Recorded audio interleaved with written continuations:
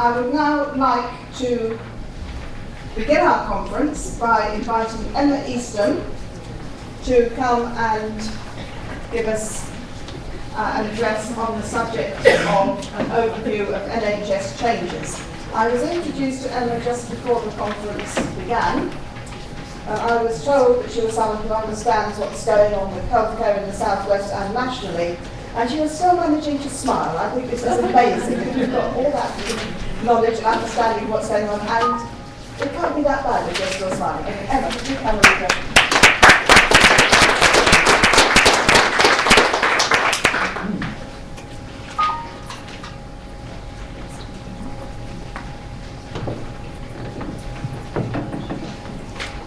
Thank you for that. I try to keep smiling all the time anyway, so perhaps it's a bit worse than that. I'm going to give you a quick overview on all the changes that are going on in the NHS at the moment. I've only got 15 minutes, and the changes that are going on in the NHS are huge, so I'm going to go through a bit of a quick run through. And before I start doing that, I just want to give a bit of a plug, because everybody always does, to their own organisation, and tell you a bit about who Regional Voices are. And who we are is we're actually the collaboration of all the 9 regional networks, which includes the South West Forum and all the other 8 equivalents elsewhere in the country.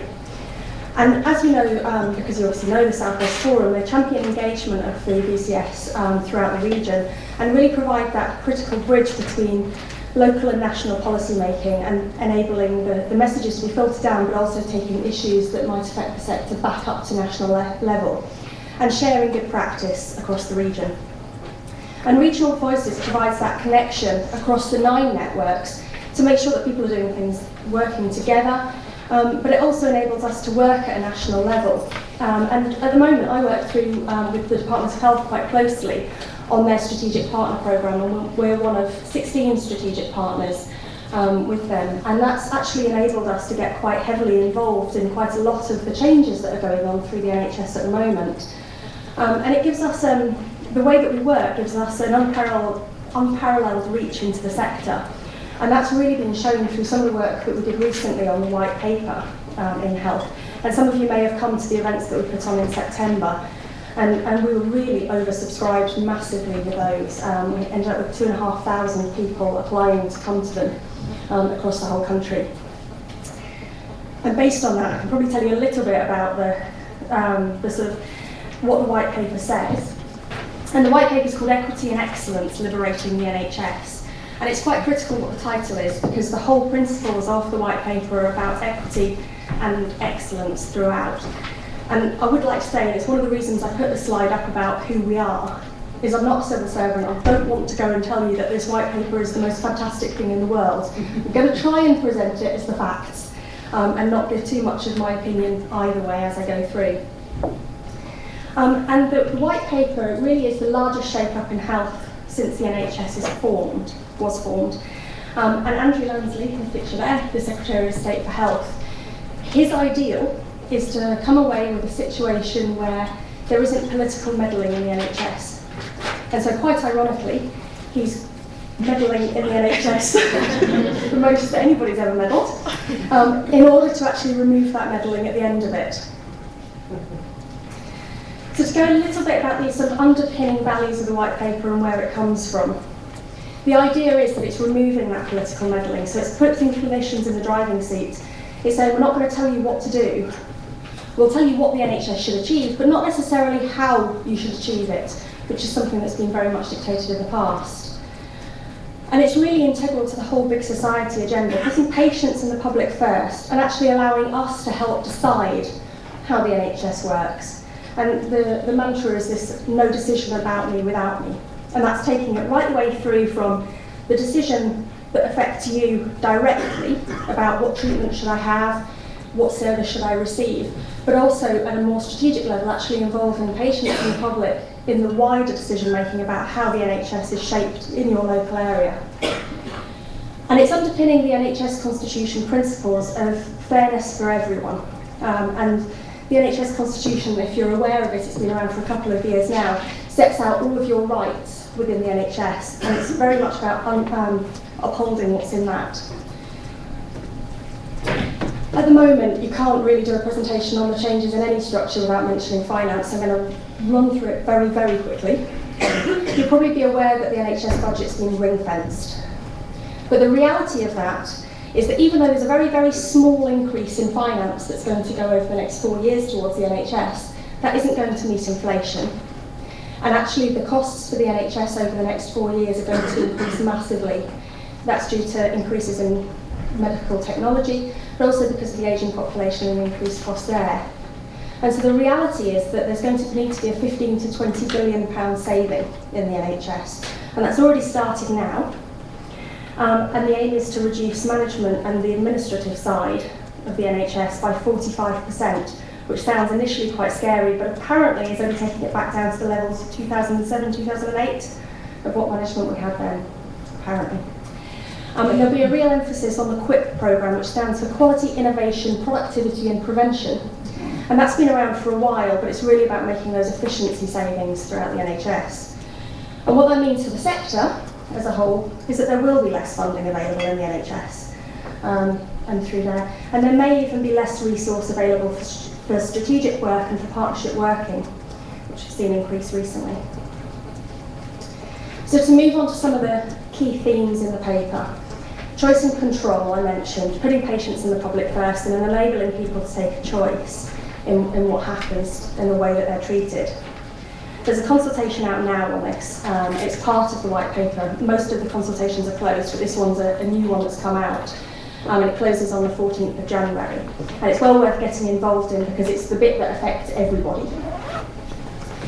And that's really looking at saying, let's increase everybody's choice on where they can go for services, so increasing choice of providers, which obviously provides a bit of an opportunity for the sector. And then other areas, at the moment you can already choose where you go to receive services, but it will be increasing the choice down even smaller than that to which consultant do you want when you get there, or which team do you want. There's already choice in maternity services, but that's going to be increased quite significantly. And they're going to introduce choice in mental health services as well. There'll be choice in diagnostic testing about where you go and how you receive your tests, and also choice of which GP you register with. That's quite a quick summary of what's in there, but it's well worth getting involved in that one. Now, underpinning that, you can't have choice if you don't have the information available. So there is an associated consultation that's also out at the moment, looking at how information is provided. And that consultation really says it's underpinning the choice, but it's also about increasing accountability of services and looking at the ways in which the public can hold services to account. And so as providers of services, we'll all be asked to change the way we present data to actually enable people to rate clinical effectiveness better. Then there's some parts of it which are actually looking at sort of more radical ways of providing services to people and providing information. And so there's a part of the consultation paper which looks at ways of delivering care. And the example that they give is about having online communication with your GP.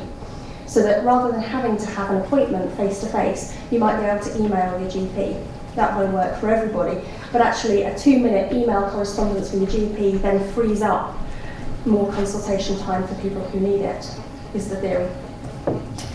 And then the last part is about having access to your health records, so that everybody can actually have the right to hold their records in an electronic copy and share it with people if they want to.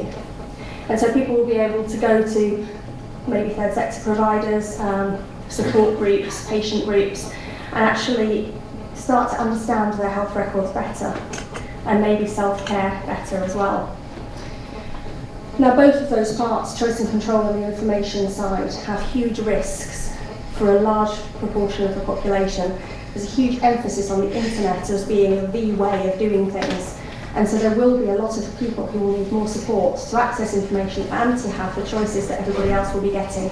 And both consultation papers very heavily mention the sector throughout that, and they're looking at us to provide suggestions on ways that we could support people to have that choice and get the same access to information as other people. Now, the area of the white paper that's probably had the most press coverage, I'm going to speak about least, which is the changes in commissioning. And the move to putting GPs or clinicians firmly in the driving seat, and they will make all the decisions that are currently made largely by primary care trusts, and it will move to a smaller level to GP consortia, and GPs will be free to decide how they form themselves into consortia, and they may cover a smaller local area than a primary care trust currently does, or it might be a larger area. It's completely up to them. But it will be overseen by this new body, which we call the NHS Commissioning Board at a national level. And the NHS Commissioning Board will make all the decisions on how those GP consortia should form and conduct themselves.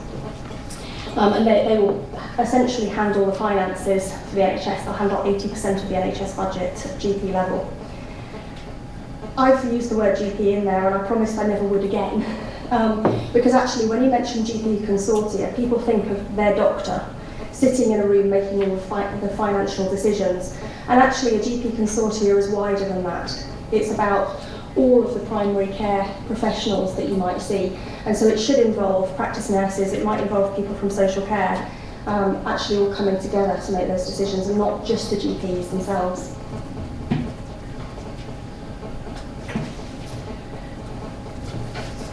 I go from the area that actually has probably been most widely reported to the area that's been least widely reported, which is local democratic legitimacy. I would assume that this is actually because nobody really knows what the term local democratic legitimacy means, that's why I'm trying to say it. But it's actually quite important, and it's about saying, let's stop the national meddling, but we need to have some accountability, so let's let it happen at local level. And it's actually giving the local authorities, the people who are democratically elected, some influence over those commissioning decisions. And so local authorities will form health and wellbeing boards, which will actually start to link health, public health and social care up. And it will be those local authorities who will lead on joint strategic needs assessments and actually looking at what the needs of a local population are, and using that to influence how GP consortia are commissioning. And local authorities will continue the overview and scrutiny role that they've already got.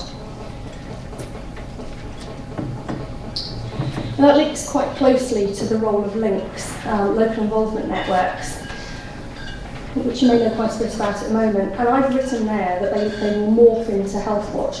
I went to one of Andrew Lansley's first speeches, and he was quite clear that he is not abolishing links and starting again with Health Watch. He wants to see the two transition into each other. Whether the reality will be the same, I don't know, but that was the vision. And the idea behind it, from his words, were that nobody knows what links are. It doesn't actually mean anything, the word links. Whereas Health Watch, instantly you know what that is. Slight issue that social care is missing, but at least you know vaguely what it is. And so the idea is that they'll continue what they currently do, which is about engagement with health and social care structures and working with the strategic decision making and trying to really improve service delivery and go in and make some differences. But they'll have that seat on the Health and Wellbeing Board, but the new areas that they'll be working in will be about advocacy for complaints, which is currently provided elsewhere, and pulling together some of the local mechanisms that already exist for complaints advocacy. They'll also have a role in promoting choice for patients. And overseeing all that, there'll be a new body established called Health Watch England, which will be an independent body sitting in the Care Quality Commission, CQC, who will actually work very closely with those local health watches and actually provide an escalation. If there's an issue with a service, the local health watches will be able to go not only to their local authority, but they'll be able to go straight to the national body, who can then go to CQC to do something about it. Again, something that's not been massively widely reported by the press, but it is a massive change, is about improving healthcare outcomes. And this is about stopping the top-down, process-driven targets that are in the NHS and moving to a position where it's the outcomes that matter. And essentially what that means, to give you an example of where some of the top-down process-driven targets haven't necessarily worked as they were meant to, is, for example, in ambulance services, where actually what ambulance drivers are being measured on in terms of their performance is how long it takes to get somebody to hospital. It's based on a lot of evidence, there's a lot of good reasons for doing that, because the faster you get somebody into hospital, the more likely they are to survive. However, it doesn't mean that everybody has to go to hospital. And there's a lot of people out there who really do not need to go in an ambulance, but when the ambulance turns up, they could assess that person and provide them with a different kind of service to taking them straight off to the hospital within 6 minutes. And so actually this is looking at that and saying, well, what's actually important at that is how well that person gets at the end of it, and looking at the outcome rather than how they get there. Actually, even though those process-driven targets are being reduced and, or removed in some cases, a lot of your rights are still there. And so the idea is that you've still got a right to 18 weeks from referral to being seen by a consultant through the NHS constitution, and it'll actually be down to us to push people to do that, and if we're not liking the service that we're getting, we'll go somewhere else. So the rights are still there, but it's just a change in focus. And then the really boring bit, but actually again quite important, is about regulating healthcare providers. At the moment, most providers are regulated through the Care Quality Commission, but the financial monitoring side is a bit more variable. Currently, foundation trusts are regulated financially through Monitor, and so the view is that everybody will be licensed through Monitor and the Care Quality Commission. I mentioned any willing provider. The aim is to increase the range of providers that are there and actually try and create a fair and level playing field, I say with a slight smile on my face, to actually open the market more widely.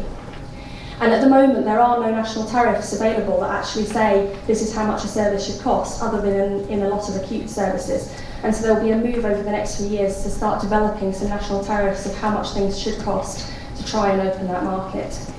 And then within the acute side, there'll be a move to try and get all hospitals to move towards foundation trust status.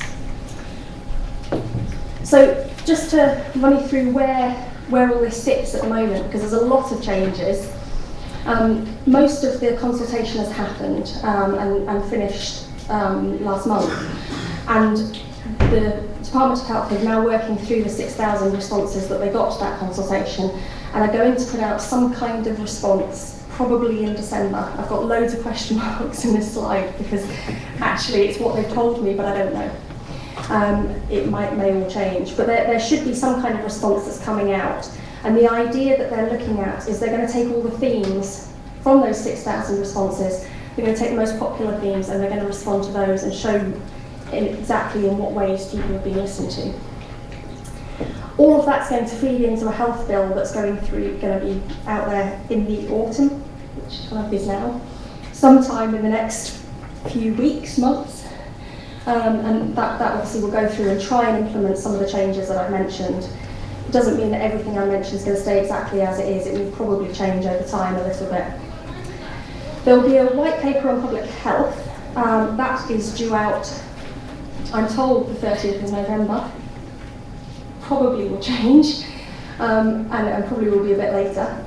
And there will also be a vision for adult social care published possibly later this month.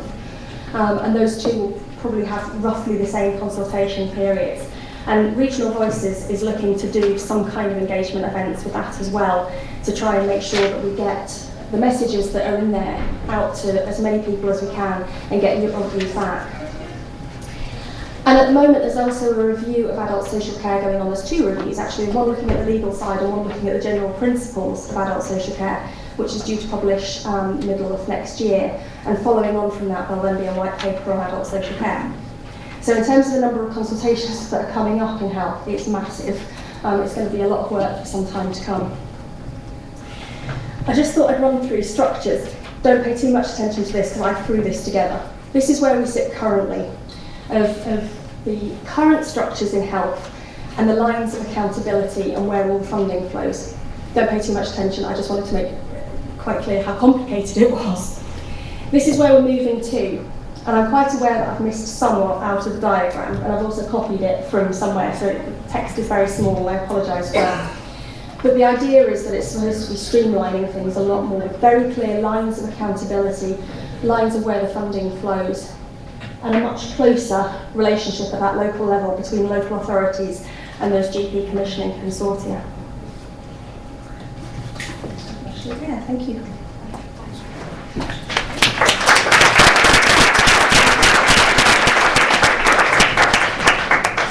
Thank you very much, Emma. I'm sorry we don't have time for questions now, but Emma's with us for this afternoon. Are you with us for the whole conference?